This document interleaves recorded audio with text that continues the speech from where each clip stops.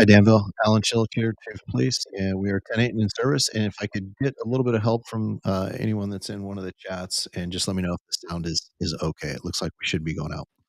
Uh, Sorry for the technical delays. A lot of different moving parts here. Appreciate you joining us. We are 10-8 and in service, which means we're here to make people's lives better, and we do that by safeguarding the lives, rights, and property of the people we serve. I'm actually going to pack a lot into this show, so stay tuned because we're going to cover some pretty big arrests. I think you saw them on next. We're also going to cover. You're actually going to get to watch a group of criminals break into a car. You're going to kind of see what they do in order to get into that car. And the reason I'm showing that is I really want you to pay attention for what to look for. We've got really good parking lots. We've got good areas for all of us to go.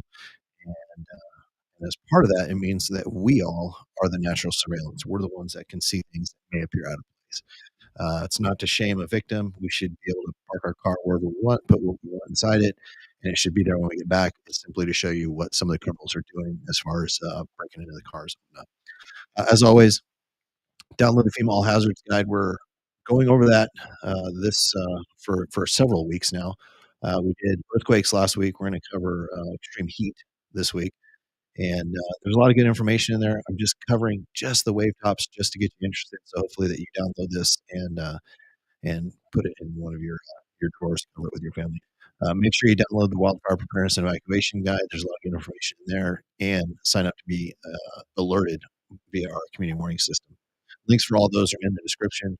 There's good information on the Wildfire Preparedness Guide. It's actually really good for all ages, but it does help you to prepare yourself, your family, and your pets for those emergencies. Also, go to the PG&E website. We're coming into what I would say is the PSPS season as it gets drier and you see the hills turn from green to brown. Know that there's the possibility of PSPS, and in the PG&E website, it's got good notification information there as well as information on what you can do to be. All right. So we're going to cover crime. We're covering 2 weeks. You remember we were gone last week, so we're going to cover 2 weeks of it. But as always, anytime you want and alerts, you can go to Community Crime App. In there, you can set up alerts for your area so you can get information over to you. You can also get information on the sexual offender registry information as well. All right, this is all right. All right, let me see if I can pull up the. Sorry about that. See if we can pull up the right show here. Okay, we'll just plug this one in instead. Okay, that doesn't work. Again, if I didn't have technical difficulties, I don't think I'd have anything to do here. We'll see if this pops up. All right, we'll reset. All right. CommunityCrimeApp.com. So we're going to cover 2 weeks at a shot, March 11th through the 24th. That's going to be a 2-week period. So if you look for collisions, this is actually good. Sometimes this is what we'd see in a 1-week period. So over 2 weeks, this is not bad. Although I would have preferred not to see all the injury collisions. So we had 3 injury collisions, 2 property, and a hit and run. We had a non-injury collision on the 11th, and that was on the 100 block of Sycamore Valley Road. And that was a vehicle into a tree. On the 12th, we had a 3-vehicle injury collision on Danville Boulevard in front of San Juan Valley High School. This is where 2 vehicles collided with one another, and then one of those vehicles then collided with a parked car on the side of the road. On the 15th, we had 2-vehicle injury collision on Sahara Road. And then the following week, on the 20th, we had a non-injury hit and run, and that was on the 4100 block of Comunidad Sahara between 2 vehicles in the road. This is one where the owner, I've covered this before. Usually we talk about it. Our hit and runs tend to be more in the parking lots. This one was actually in the roadway. Both vehicles pulled over. As soon as they got out to exchange information, one of the cars took off. So my recommendation is when you get involved in an accident, make sure that you pull over to a safe area and make sure that you can safely get out of your car. So in other words, if you're in the middle of Comunidad Sahara, that's probably not where you want to stop and get out of your car. If you can pull over to the side, that's where you want to do it. And then your phone and snap a couple pictures real quick. Those pictures could be pretty valuable for us later on should that person decide to flee. And then frankly, if the person sees that you're taking pictures of them, their car, their plate, they're probably less likely to flee anyway. On the 21st, we had a 2-vehicle non-injury collision. This was in the parking lot of 200 downtown. And then on the 22nd, we had a 2-vehicle collision on Danville Boulevard and Lagonda Way. All right, so 1 crimes again. This pretty amazing that we're able to fit 2 weeks worth of crime into one slide. I can remember just a few weeks back where, um, I used slides for worth of crime. So we had 6 thefts, and if you notice, I added a category here. It's very seldom used, and that's arson. That is a Part 1 crime. Usually, you won't see me put it up here because we get maybe 1 a year. On the 12th, we had a theft of property from a locked car, and this was in a parking lot of 85 Railroad Avenue, and that occurred at about 2:22 in the afternoon. On the 13th, we did have witnesses to this, so they saw some other juveniles saw an unidentified teen, and they were setting fire to a small and maybe to describe this, it's a weed that kind of blossoms and you can light the end on fire. And when the kid lit those on fire, it blew into the field and then lit portions of the field on fire. So no structures, no fences, but the field caught fire, and that was behind Bueno Court. On the 14th, a stolen generator from a trailer that was parked at the business at 7700 block of Crow Canyon Road, and that took place at about 2:04 p.m. And then we had a string of thefts. Really, I'm saying a string. It didn't occur on the same day, but it was from the same location. And this is at a business on the 700 block of, and they targeted them on the 15th at 4:30, the 18th at 2:22, and then again on the 21st at 3:25. And then to round it out, on the 24th, we had a theft of merchandise from Smart File on Diablo Road. That seems to be, I think we talked about burglaries a couple weeks ago, and it was strange that we were getting a lot of those residential burglaries away from the freeway. This is more what we're used to seeing, which is a lot of the crime on that 680 corridor. All right, the arrest log. We're going to cover 2 weeks. Not going to fit on one page. On the 14th, we had a man that was booked in the jail for an out-of-county warrant for failing to appear on an indecent exposure case on Laurel Drive.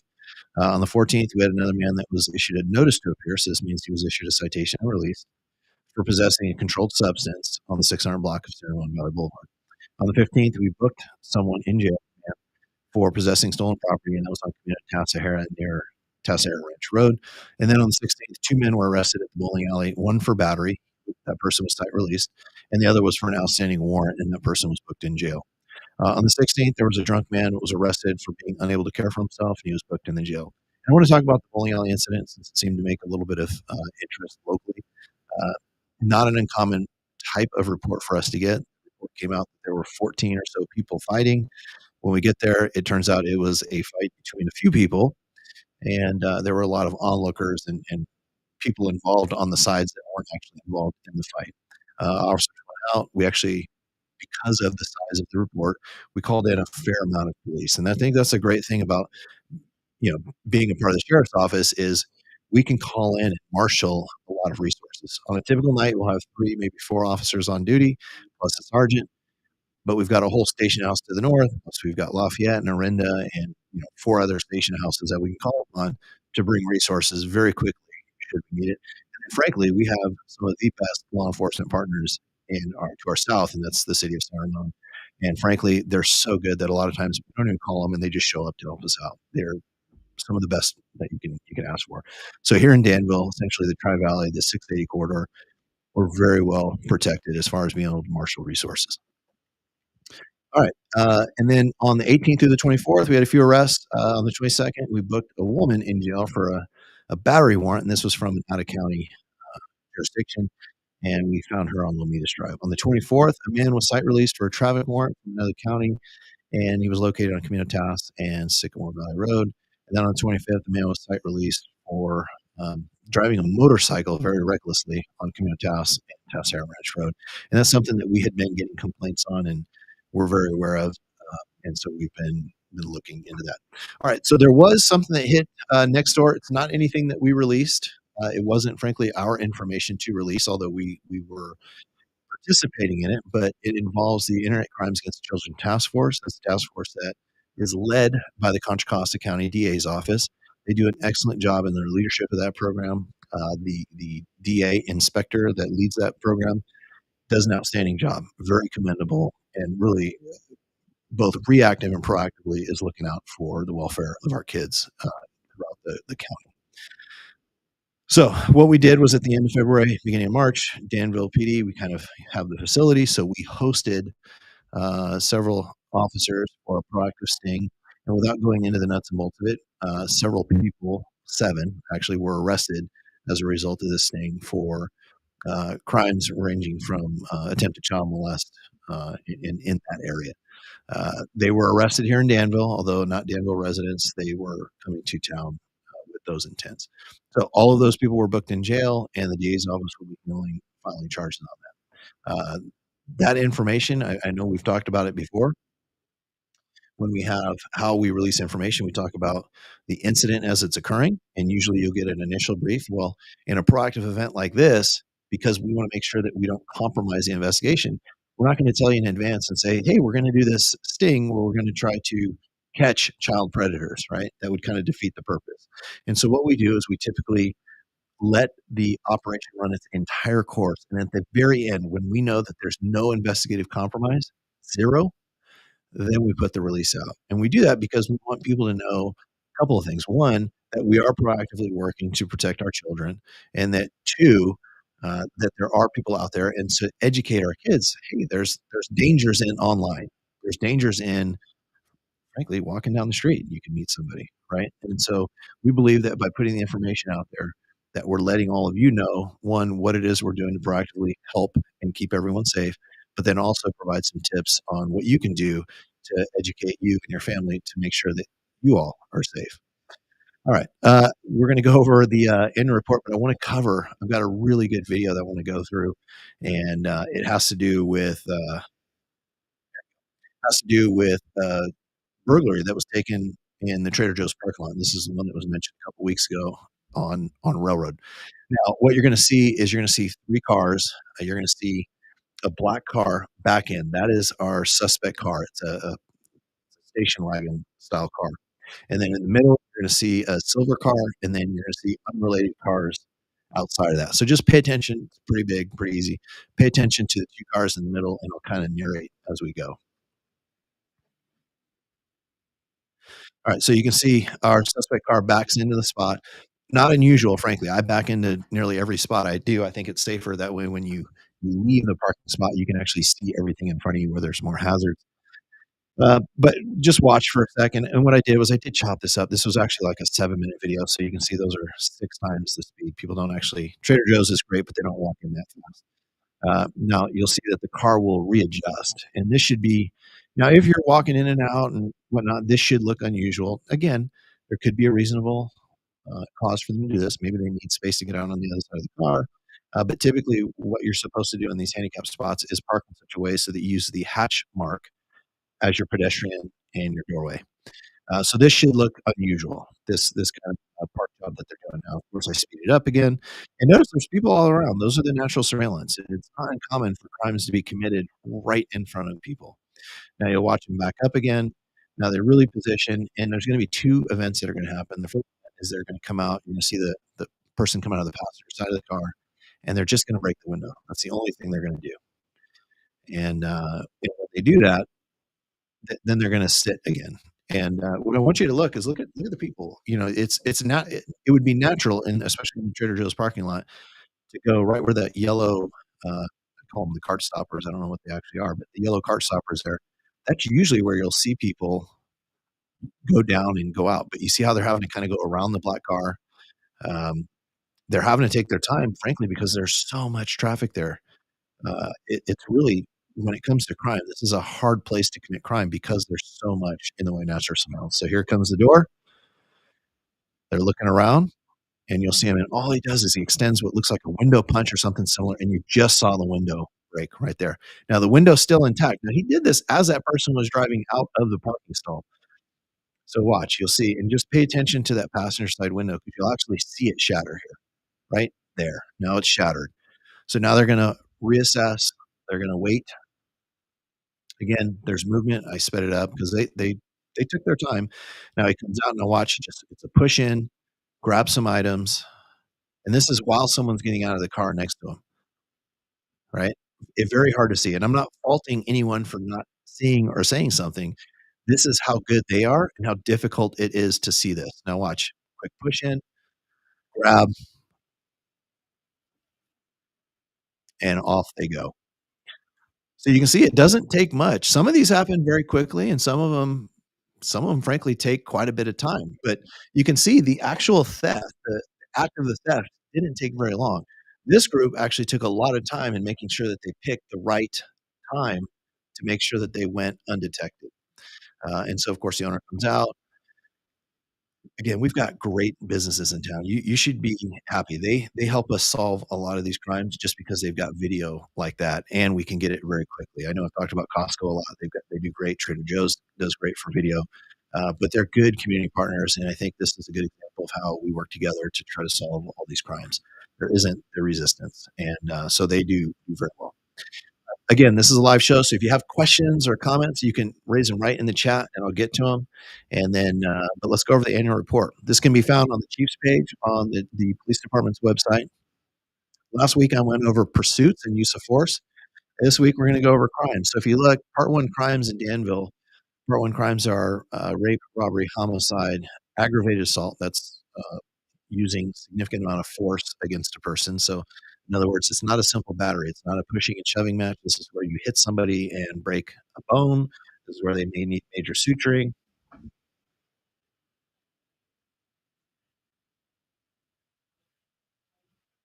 And and it needs it. They may need some hospitalization. So that's that. And then it also includes on the property crimes includes all theft, burglary, vehicle theft, and arson. So if you look, we're trending down.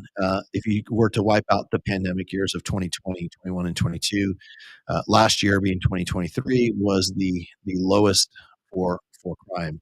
And in fact, I kind of looked at the numbers back in 94. A resident in Danville in 94 was 3 times more likely to be a victim of crime than today's resident in Danville. So crime is looking good. Now, if you're a victim of one of those crimes, it doesn't look great at all. So that's not lost on us, and we understand that that's why we're here. All right, so case closure rate. So this is the either called closure or clearance rate, and what this means is that these are the number of crimes that we solve or the percentage of crimes that we solve. And we also put up there the 2022 national average. So if you look, homicide, rape, we were at 100%. And if you look at the robbery, we solved half when the national average is about 1 in 4. The assaults were at 92%. We solved all but one, and less than half of the national average. Burglaries, that's as you get into property crimes, there's typically less evidence, so they're much harder to solve. But we always remain 2 and sometimes even 3 times higher than the national average. So of the 47 burglaries that we had, we solved 28% of them. And then if you look at the thefts, really, really hard to solve a theft. There's very, very rarely you witness, but I thanks to all of you, we're able to solve about 21% of those. And the national average is 12%. Vehicle thefts, we're at 34%. And look at the national average. It used to be about 13%. Now it's only at 9%. So you all are doing an excellent job at giving us the information that we need. Again, if you look, if you were to wipe out those middle 3 years of the pandemic, we're lower than we've ever been. So kudos to you on violent crimes as well. And then the 5-year property crime comparison. And if you want to, you can do 2 things. You can either pause this and look at the screen and kind of look at the numbers, or just download the entire report. I'd encourage you to take a look at it. We also want to cover extreme heat. Again, this is just a quick wave top. Uh, the information you get in there is some tips on how to prepare ahead of time, how to make sure you survive during, and then what to do afterwards. Make sure that you, and I don't know about you, but when it comes to the heat issues, we really got to make sure that we have water. The medicine that we have is prepared and ready to go. If it needs to be refrigerated, we've got to have second, sometimes third auxiliary plans ready to go should we need that. And then, frankly, if you need to, we've got a lot of good businesses that tend to support people when it's hot outside. I know one of our favorite places to go is we go to Costco and we just go shopping and we can hang out there. I don't know what they do, but they seem to be able to keep that place a very reasonable temperature no matter how hot it gets. The other thing you can do is make sure that you've got a place that you can go, a friend's house, a relative's house, that should you have a system failure in your house, in other words, if the air conditioning goes out, that you can go to their house and you can bring food and supplies to their house. So if you need to keep medicine refrigerated, you've got an alternative place. And then also, be the good neighbor. If you've got an alternative source, maybe offer that to your neighbors. If they've got medicine that needs to be refrigerated, you can be that support for them as well. All right. As always, download the FEMA All Hazards Guide and the sign up for the community warning system and the wildfire preparedness and evacuation guide. Go to the PG&E website, and we're going to continue to cover that FEMA All Hazards Guide as we move forward. I've actually got to run upstairs and go to the Citizens Academy. It just started. If you missed it this time, we're going to have another one in the fall. We do them twice a year, spring and fall, and I look forward to spending some time with those folks upstairs. We are 10-8 and in service. We're 10-10 right now, but we're always 10-8 in service to all of you. Have a good night, Danville.